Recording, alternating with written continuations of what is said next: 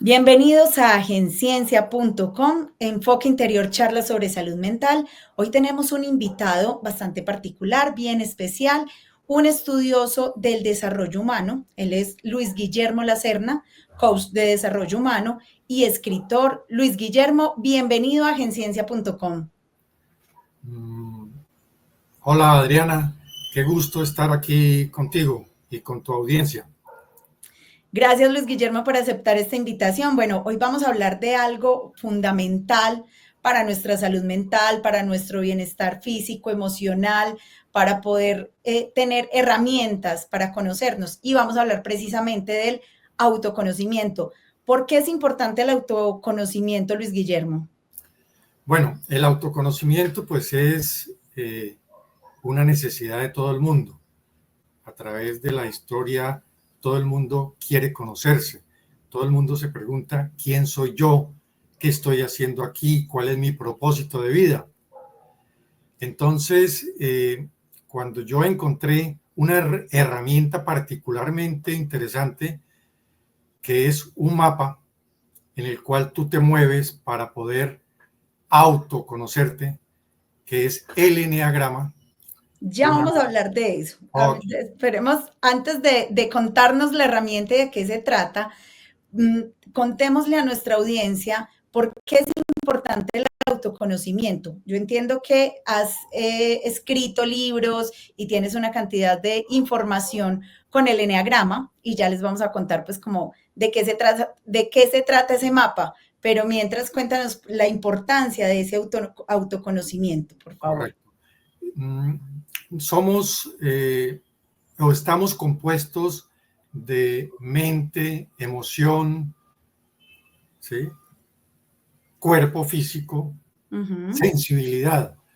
Entonces, todo eso es lo que ayuda a identificar una personalidad. Cuando hablamos de personalidad, tenemos que hablar de ego, porque Importante. personalidad viene de persona, persona es máscara y ahí está el ego.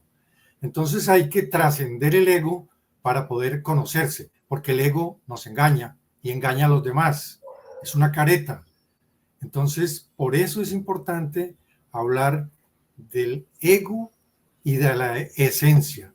Cuando tú trasciendes el ego, entras a la esencia y ahí entonces comienzas a conocerte a ti mismo.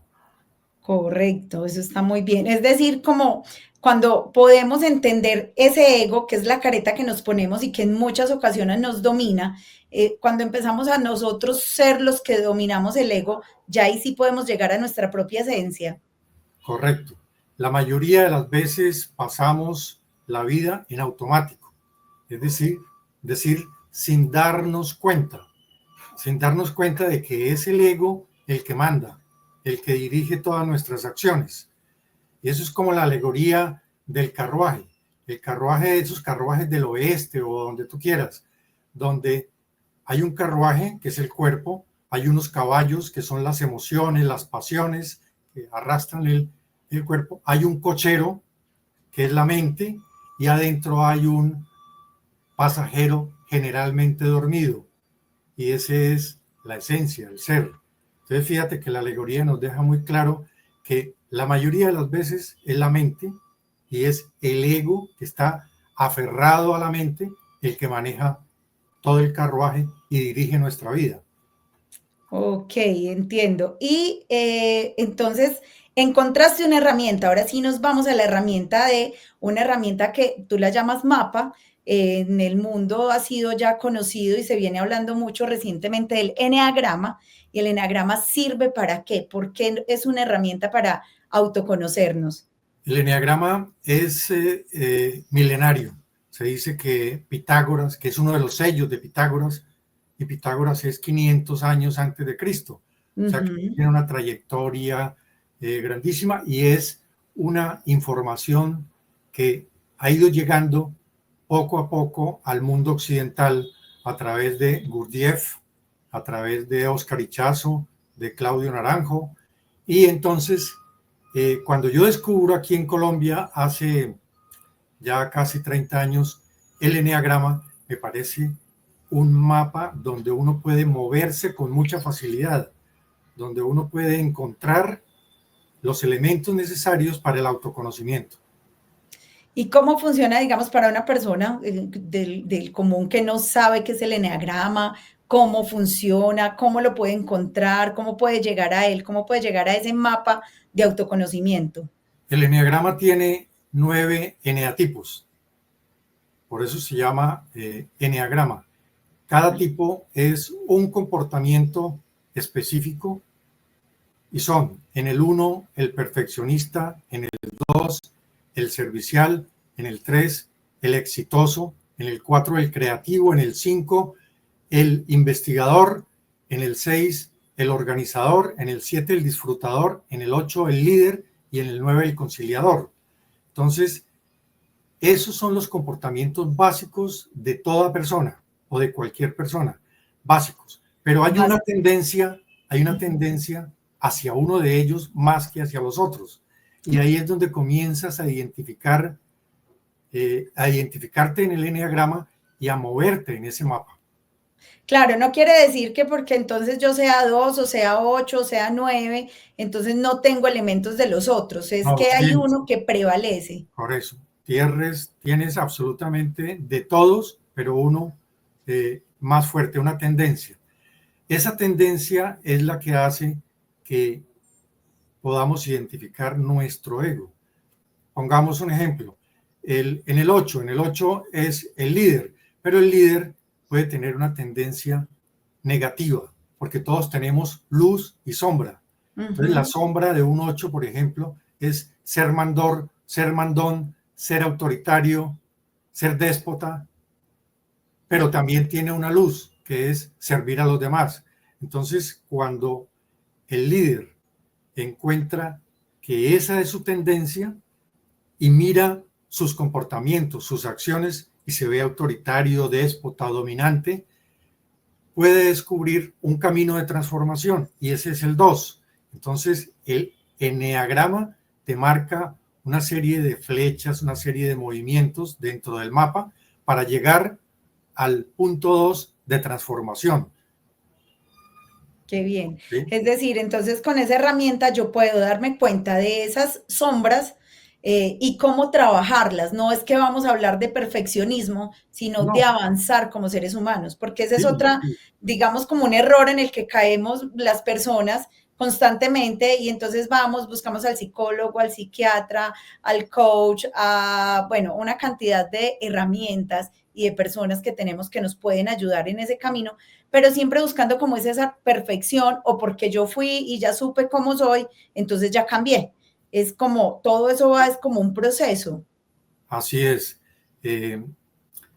A veces pensamos que acabar con el ego es lo mejor y resulta que no. El ego también es una herramienta que, manejada en positivo y controlado por el ser, por la esencia, es muy útil y necesario para moverse en el mundo, para interactuar con otros. Por ejemplo, cuando tú dices perfección, o sea, no hay que llegar a la perfección, no es necesario llegar a la perfección, hay que crecer poco a poco. O sea, es el proceso de mejora. El crecimiento personal, el desarrollo personal es un proceso largo donde no deberíamos desistir. Hay mucha gente que desiste. Por eso uno de mis libros, el primero lo llamé ¿Cómo conocerse a sí mismo sin morir en el intento? Muy bien. Y no es sin morir al intento efectista, sino porque a veces se nos complica tanto y decimos, no, yo prefiero vivir en automático, que es mucho más cómodo, y yo que me voy a ponerme a darme cuenta de cuáles son mis comportamientos, mis acciones, mis reacciones negativas. Mejor sigo en automático. Pero Así eso no es como bueno. estoy bien. Es una frase muy común, ¿cierto? Exacto, así estoy bien, no necesito más. Pero Sí. entonces dejas de crecer. Luis Guillermo, ahí me surge una inquietud y en sus años de experiencia, en esta trayectoria de estudio y de investigación, ¿en qué momento se pierde la esencia? O sea, digamos, nacemos con una esencia, nos vamos creando en una familia, en una sociedad. ¿En qué momento nosotros como seres humanos nos desligamos como de esa esencia que luego tenemos que empezar como a dialogar con nosotros mismos para conocernos y encontrar de nuevo esa esencia? Correcto. venimos al mundo con una serie de factores genéticos que ya nos marcan, ¿sí? Que son nuestros antecesores, nuestros ascendientes, por decir algo así. Hay otros que piensan más en vidas pasadas y que también influyen. Es posible también. Pero cuando llegamos al mundo, somos niños inocentes y ahí todavía la esencia está descubierta, digamos. Y por eso vemos los niños y disfrutamos tanto a veces la inocencia de los niños porque nos identificamos con ese niño que fuimos alguna vez. Pero la familia, los maestros, la televisión, el internet hoy en día, que es tremendo, como dicen, la cloaca del mundo, todo influye sobre nosotros. Entonces vamos creando como una red, como la araña, ¿no? Que va haciendo bolitas y eso va tapando la esencia y nosotros vamos creyendo que somos el ego. Entonces nos convencemos a nosotros mismos porque nos da resultado, además.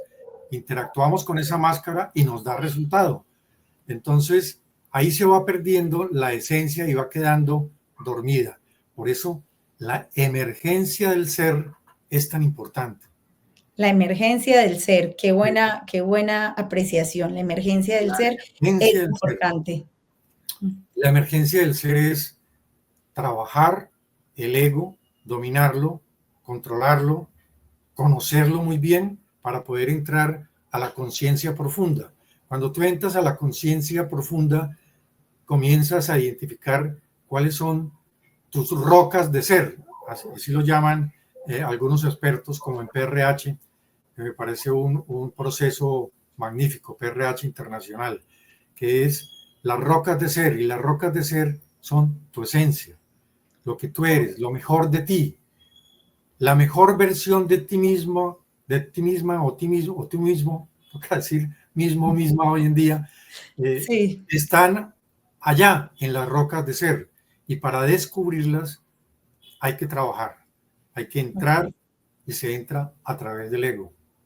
Eso está muy bien. Para terminar, entonces, ¿qué recomendación? Si decimos que la esencia ya está, pero tenemos que entrar a redescubrirla cuando ya estamos muy adultos, incluso cuando somos conscientes de que la hemos perdido. Esas recomendaciones para los que tienen niños y están empezando, como para poder ayudarles a mantener la esencia, que de todas maneras en algún momento va a haber una desconexión y va a haber algún... no sé, algo que haga que el ego prevalezca, pero ¿cómo ayudarles entonces a estas nuevas generaciones? Siempre lo va a haber. Yo pienso que la recomendación no solamente para las nuevas generaciones, sino para todo el mundo es autoobservarse. La autoobservación es la mejor herramienta por encima del eneagrama, por encima del tarot, de la numerología, de todas esas herramientas que son útiles, pero la autoobservación permanente, mirarnos qué hacemos, cómo reaccionamos, eso nos ayuda a trabajar. Y a los niños, obviamente, decirle, mírate, no es el regaño, el grito, sino mírate cómo estás actuando, obsérvate. Correcto. Y enseñarle al niño a observarse, eso ayuda mucho a que permanezca más la esencia que el ego. Más conectada a la esencia. Luis Guillermo, muchísimas gracias por este espacio. Estaremos contando en los comentarios de este video los libros que has publicado, dónde te pueden seguir, dónde te pueden encontrar. Te esperamos nuevamente en agenciencia.com, Enfoque Interior, charlas sobre salud mental. Que tengas un grandioso día. Muchas gracias, Adriana. Un abrazo.